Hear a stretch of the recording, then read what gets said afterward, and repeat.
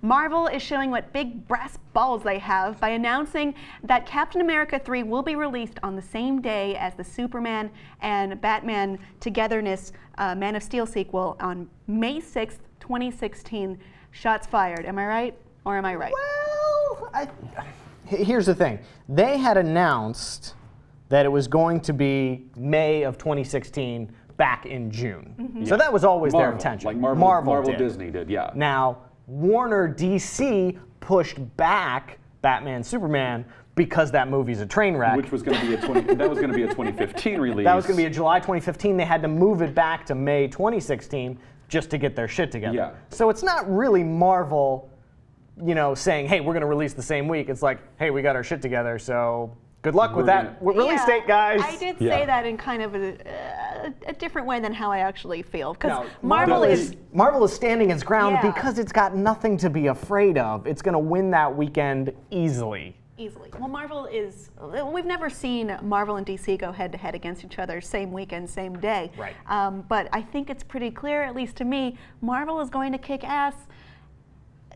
I don't see any way how this won't work, because they've been doing so well in their theatric universe, and DC has had less luck. I mean, I did like the Nolan Batman trilogy, but what now? What now, bitch?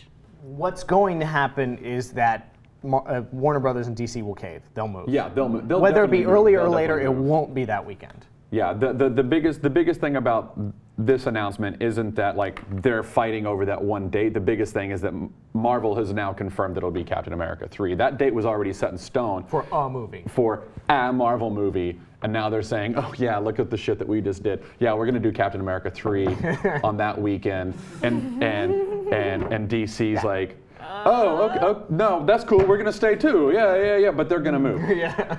So they're not gonna call that bluff. I will say that I love your confidence in Marvel. I am a giant Marvel fan. My fear, though, is that if they do stay on the same weekend, there is a possibility that DC Warner Brothers could win because of the popularity of Superman and Batman titles over Captain America. That's my fear. I hope that doesn't happen, because I'm such a giant fan, and I think Warner Brothers they don't have their head up their ass. They have their head up their ass so high, it's now become their head again. Like they are like an Ouroboros of what they've done to themselves. Hey everyone, Matt is a professional writer, and that was evocative. Sorry, I am so sorry. I'm just so upset with them in so many ways.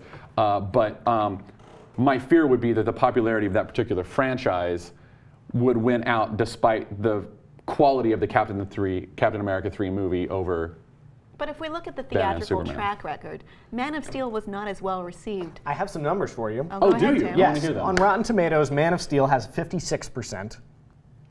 The first Avenger, Captain America movie, 79. The most recent one, Winter Soldier, 89. So even if you factor in 1992's Captain America, which has a 9%, the average of those three Captain America movies is still higher than Man of Steel. But that's Rotten Tomatoes. Criticism. Critics, yes. I'm saying pure box office numbers. I'm saying like Warner Brothers probably doesn't care at all about the critics, because it's like, hey everybody, it's Superman, it's Batman, they're fighting, come give us money. Yeah, don't rest on your laurels, DC. Come on, Man of Steel was a mess. It was not good. I watched it last night. I liked it as a movie, but I don't like it as a Superman movie. And if that you know makes what? sense. Ignore, like that's working under the assumption that this movie starts with a clean slate. You've had so much bad press for this movie, with Ben Affleck, with Jesse Eisenberg, with the script changes and the delaying of the process, and I don't see how you get a good start out of the gate up against Captain America. I hope that is true. Well, no, I hope it's a good movie. I hope it's great. No, well, so do I. Obviously so, because I mean, Superman and Batman, that's awesome. But like, I don't know. I'm terrified that like America will put their money behind Batman, Superman, even though they should be putting it behind the Captain America 3 movie. Well, maybe America has money for both. I don't know. I'm just saying. That's a dicey prospect for DC. If they're looking for a big opening weekend, it shouldn't. They should share. And I don't think Marvel will flinch, because Marvel didn't flinch.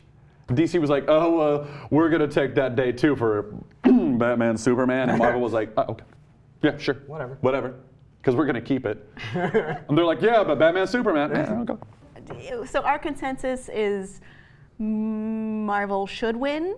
Marvel will likely win, but maybe Batman and Superman, that power is just too much for America to resist. The power of those particular characters and that particular sort of like that IP, it might be a little too tantalizing for the general American public to ignore. That's my fear. But I think Marvel has such a good track record, and I think it's going to get even better with Guardians. I agree. People will stand by that. That'll be the next movie coming off of Age of Ultron, which will probably be amazing as well. Probably smash, yeah.